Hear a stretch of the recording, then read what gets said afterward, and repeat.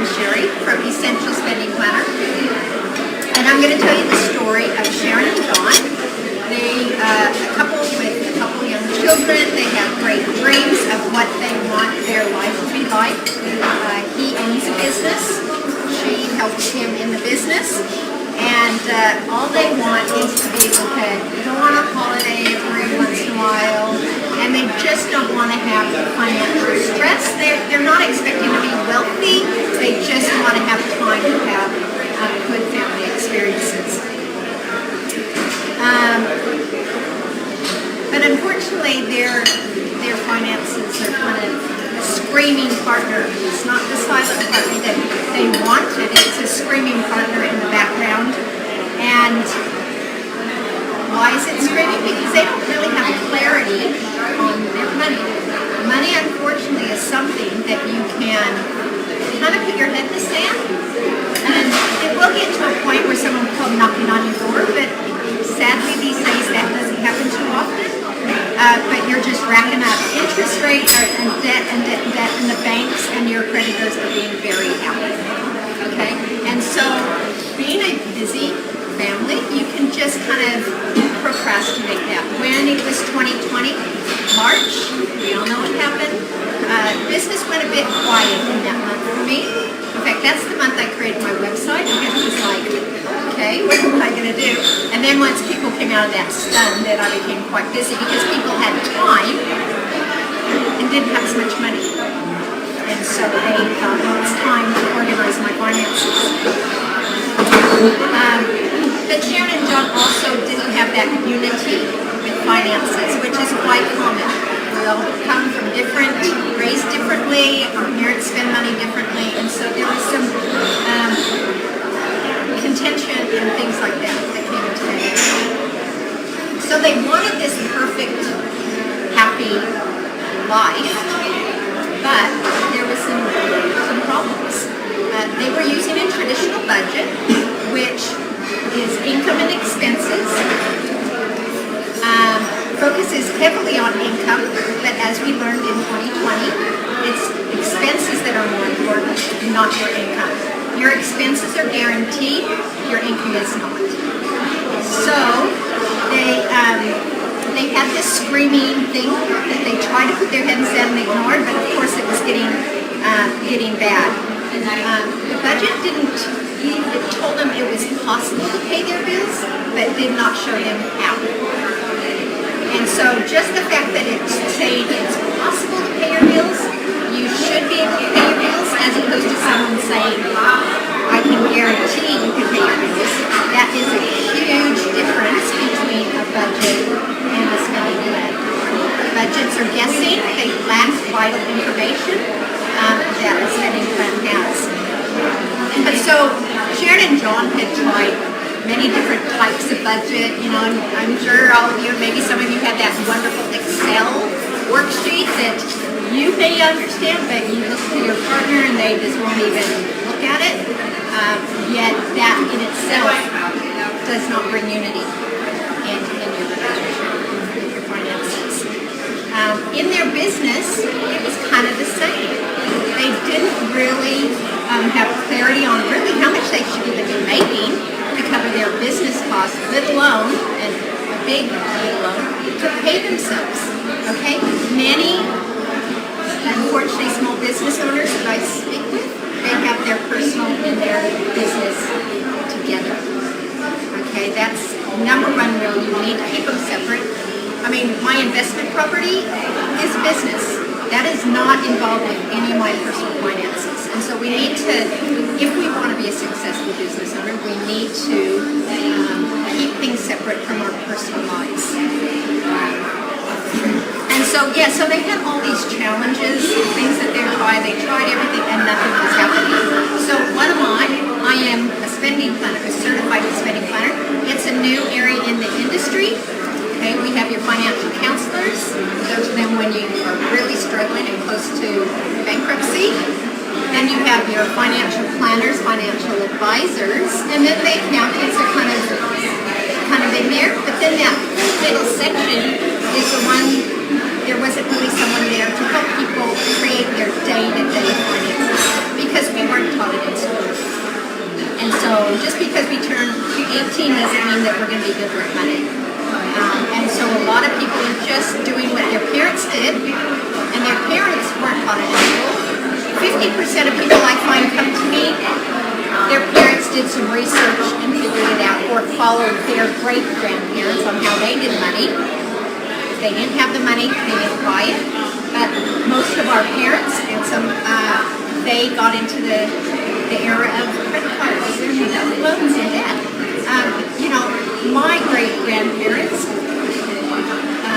if they got a loan, that was looked at as a sin back in the 1800s, the early 1900s. Where now, it's so common. So I'm qualified as a certified spending planner from the Spending Planners Institute, and that is my expertise.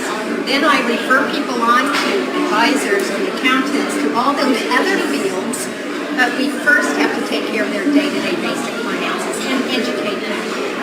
I have clients, one, she 30, bought her first place, had no idea until after the fact that she had paid interest on that $300,000. We are not educated in school, and I find, especially in the financial industry or whatever industry you are, do not assume people know the basics, because chances are they don't. And so I teach the very basics. So how did they solve their problem? Is I teach people how to protect their money from them. No one is going to come in and steal your money. You may get scammed every once in a while, but generally you are going to steal your own money if you don't have an effective bank structure to protect your money from you. And so I teach an effective bank structure because banks do not teach that, because they want you to muck up your money so that you come back to them for a credit card, a personal loan, and all of that. So that's the first thing. I teach people how to prioritize their spending. Needs, wants, and really wants. We all have to have a really want. Why do you want to be better with money? If you don't have that, then you're just going to put your head in the sand and just waste your money.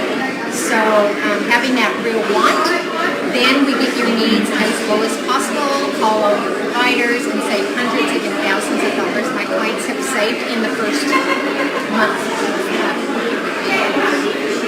Then we make a plan, and that's where the spending plan software comes in. It's only $10 a month for the actual basic software and basic videos. And so you plan your future spending, because the difference between a budget and a spending plan is a budget is income and expenses and focuses a lot on income. A spending plan is income and expenses, but we focus more on your expenses because that's where the problem is.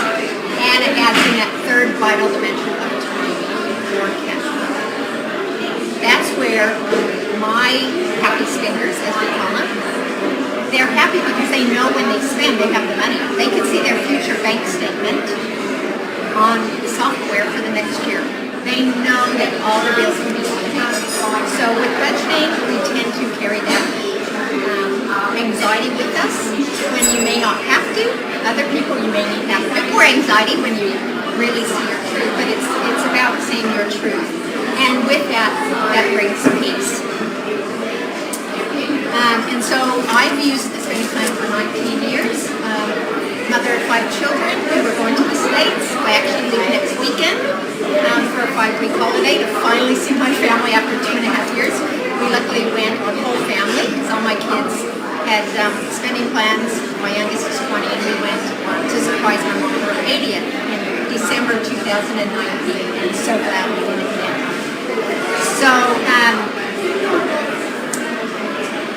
So, it resurrects dreams, a spending plan, because you can actually see when you can actually go on that holiday.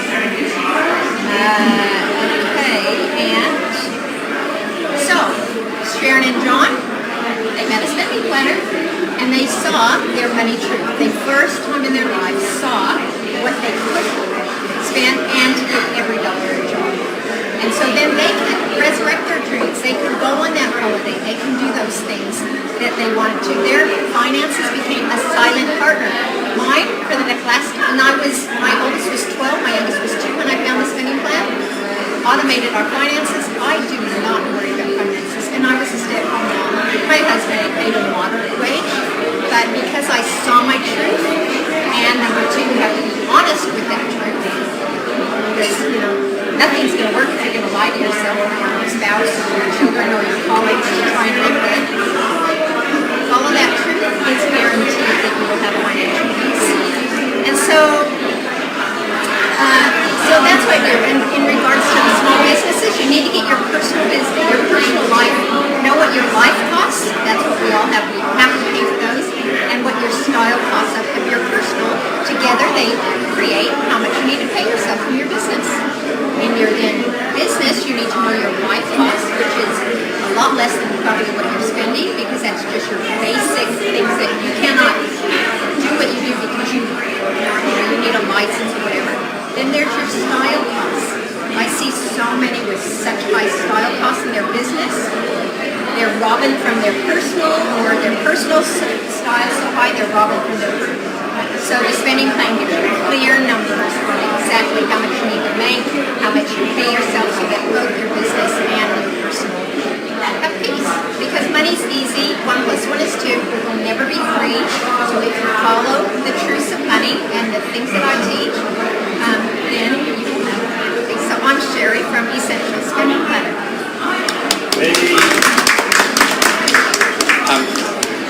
Any questions? Does anyone